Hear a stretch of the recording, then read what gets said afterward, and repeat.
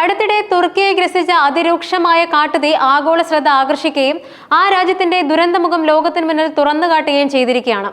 വൻതോതിൽ നാശനഷ്ടങ്ങൾ ഉണ്ടാക്കിയ ഈ പ്രകൃതി ദുരന്തം മനുഷ്യജീവനും പ്രകൃതിക്കും കനത്ത ഭീഷണി ഉയർത്തുന്നതിനൊപ്പം തുർക്കിയുടെ ആഭ്യന്തര കാര്യങ്ങളിലും വിദേശ ബന്ധങ്ങളിലും പുതിയ ചർച്ചകൾക്ക് വഴിതെളിച്ചിരിക്കുകയാണ്.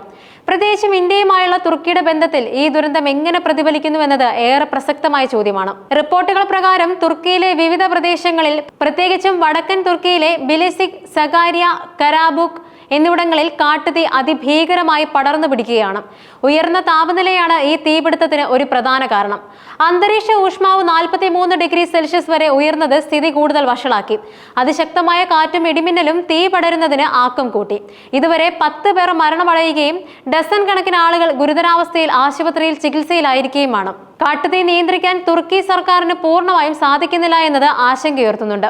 ഇത് കൂടുതൽ മരണങ്ങൾക്കും നാശനഷ്ടങ്ങൾക്കും വഴിവെച്ചേക്കാം. തുർക്കിയിലെ പ്രധാന ടൂറിസ്റ്റ് കേന്ദ്രങ്ങൾ അടച്ചിടാൻ നിർബന്ധിതമായതും ഈ ദുരന്തത്തിന്റെ വ്യാപ്തി വെളിവാക്കുന്നുണ്ട്. വനമേഖലകൾ കത്തിയെരിയുകയും ജൈവ വൈവിധ്യത്തിന് വലിയ നഷ്ടം സംഭവിക്കുകയും ചെയ്തിട്ടുണ്ട്.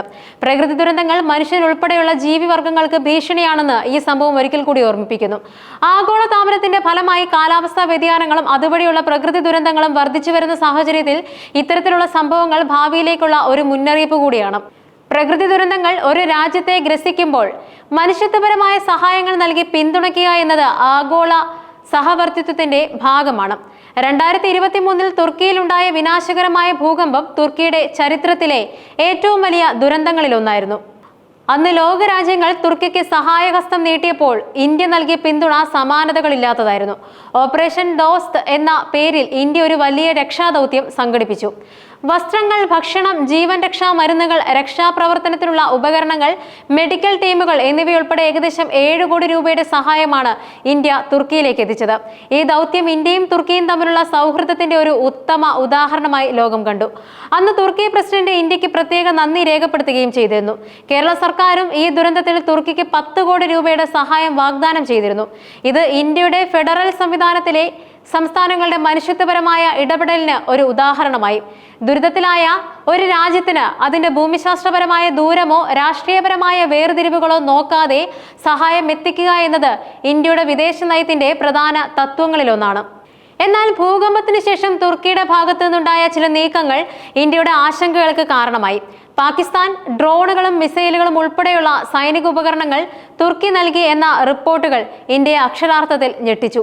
ഇന്ത്യയുടെ ദേശീയ സുരക്ഷയ്ക്ക് ഭീഷണി ഉയർത്തുന്ന പാകിസ്ഥാനെ തുർക്കി സൈനികമായി സഹായിക്കുന്നത് ഇന്ത്യ നൽകിയ മനുഷ്യത്വപരമായ സഹായത്തിന് വിരുദ്ധമായി കണക്കാക്കപ്പെട്ടു. തുർക്കി പ്രസിഡന്റ് എർദോഗന്റെ വിദേശ നയത്തിന് മതപരമായ ചായ്വുകൾ ഉണ്ടെന്ന് ചില നിരീക്ഷകർ വിലയിരുത്തുന്നുണ്ട്. സുന്നി ഭൂരിപക്ഷ രാജ്യമായ പാകിസ്ഥാനെ ഇന്ത്യയുമായുള്ള നയതന്ത്ര ബന്ധങ്ങളെക്കാൾ പ്രാധാന്യത്തോടെ തുർക്കി സമീപിക്കുന്നുവെന്ന ആരോപണങ്ങൾ ഇതിന് ശക്തി നൽകുന്നുണ്ട്. കശ്മീർ വിഷയത്തിൽ പാകിസ്ഥാൻ അനുകൂലമായ നിലപാടുകൾ തുർക്കി സ്വീകരിച്ചിട്ടുള്ളതും ഇന്ത്യയുടെ അതൃപ്തിക്ക് കാരണമായിട്ടുണ്ട്. മുസ്ലിം ലോകത്തിന്റെ നേതാവാകാൻ തുർക്കി ശ്രമിക്കുന്നുവെന്നും അതിന് പാകിസ്ഥാനെ ഒരു ഉപകരണമായി ഉപയോഗിക്കുന്നുവെന്നും ഇന്ത്യ കരുതുന്നുണ്ട്. ഒരു വശത്തെ ഇന്ത്യ ദുരിതകാലത്ത് സഹായഹസ്തം നീട്ടുകയും മനുഷ്യത്വപരമായ സമീപനം സ്വീകരിക്കുകയും ചെയ്യുന്നു. മറുവശത്ത് തുർക്കി ഇന്ത്യയുടെ ദേശീയ താൽപര്യങ്ങളെ ഹനിക്കുന്ന വിധത്തിൽ പാകിസ്ഥാനെ സൈനികമായി സഹായിക്കുകയും ചെയ്യുന്നു. ഈ വൈരുദ്ധ്യം ഇന്ത്യ തുർക്കി ബന്ധത്തിൽ ഒരു വലിയ വിള്ളൽ ഉണ്ടാക്കിയിട്ടുണ്ട്. ഇത് വെറും ഒരു നയതന്ത്രപരമായ പ്രശ്നമല്ല, മറിച്ച് രാജ്യത്തിന്റെ സുരക്ഷയെയും പരമാധികാരത്തെയും ബാധിക്കുന്ന വിഷയമാണ്. തുർക്കിയിലെ കാട്ടുതീ ദുരന്തം വീണ്ടും ആ രാജ്യത്തെ വലിയ പ്രതിസന്ധിയിലാക്കിയിരിക്കുകയാണ്. ഈ സാഹചര്യത്തിൽ ഇന്ത്യയുടെ ഭാഗത്തു നിന്നും, പ്രത്യേകിച്ചും കേരള സർക്കാരിന്റെ ഭാഗത്തു നിന്നും വീണ്ടും സാമ്പത്തിക സഹായം നൽകുമോ എന്ന ചോദ്യം സമൂഹ മാധ്യമങ്ങളിൽ സജീവമായി ചർച്ച ചെയ്യപ്പെടുന്നുണ്ട്. ഭൂകമ്പ സമയത്ത് നൽകിയ 10 കോടി രൂപയുടെ സഹായം ചൂണ്ടിക്കാട്ടിയാണ് പലരും ഈ ചോദ്യം ഉന്നയിക്കുന്നത്. മുമ്പ് മനുഷ്യത്വപരമായ സമീപനം സ്വീകരിച്ചതിന് ശേഷം ഇന്ത്യയുടെ താൽപര്യങ്ങൾക്ക് വിരുദ്ധമായ നിലപാട് തുർക്കി സ്വീകരിച്ചതിനാൽ ഇത്തവണ ഓപ്പറേഷൻ ദോസ്ത് പോലുള്ള ഒരു സഹായം പ്രതീക്ഷിക്കേണ്ടതില്ലെന്ന് പലരും അഭിപ്രായപ്പെടുന്നുണ്ട്.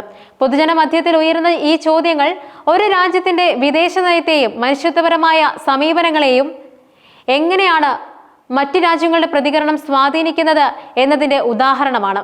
രാജ്യാന്തര ബന്ധങ്ങളിൽ കേവലം മനുഷ്യത്വപരമായ സഹായങ്ങൾ മാത്രമല്ല പരിഗണിക്കേണ്ടത്, മറിച്ച് ദീർഘകാല അടിസ്ഥാനത്തിലുള്ള താല്പര്യങ്ങളും പരസ്പര ബഹുമാനവും നിർണായകമാണ്. ഒരു രാജ്യം പ്രതിസന്ധിയിലായിരിക്കുമ്പോൾ സഹായം നൽകുന്നത് സ്വാഭാവികമാണ്. എന്നാൽ ആ സഹായം സ്വീകരിച്ച ശേഷം സഹായം നൽകിയ രാജ്യത്തിന്റെ ദേശീയ താല്പര്യങ്ങളെ ഹനിക്കുന്ന തരത്തിലുള്ള നീക്കങ്ങൾ നടത്തുന്നത് ബന്ധങ്ങളിൽ വലിയ വിള്ളലുകൾ സൃഷ്ടിക്കും. തുർക്കിയുടെ കാര്യത്തിൽ സംഭവിച്ചത് ഇതാണ്. തുർക്കിയിലെ കാട്ടുതീ ദുരന്തം തുടരുമ്പോൾ ലോകരാജ്യങ്ങൾ എങ്ങനെ പ്രതികരിക്കുന്നു എന്നത് നിർണായകമാണ്. ഇന്ത്യയുടെ ഭാഗത്തു നിന്നും ഔദ്യോഗികമായ ഒരു പ്രതികരണവും ഇതുവരെ ഉണ്ടായിട്ടില്ല. എന്നാൽ സൈനിക സഹായം നൽകി ഇന്ത്യയെ പ്രകോപിപ്പിച്ച ഒരു രാജ്യത്തിന് അതേ ഊഷ്മളമായ സ്നേഹവും സഹായവും നൽകുന്നത് ഉചിതമാണോ എന്ന് ഇന്ത്യക്ക് തീരുമാനിക്കേണ്ടതുണ്ട്.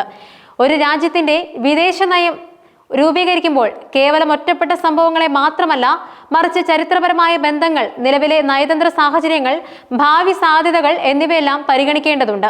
തുർക്കിയുമായുള്ള ബന്ധത്തിൽ ഇന്ത്യക്ക് ഇപ്പോൾ ഒരു വലിയ ചോദ്യചിഹ്നമാണ്.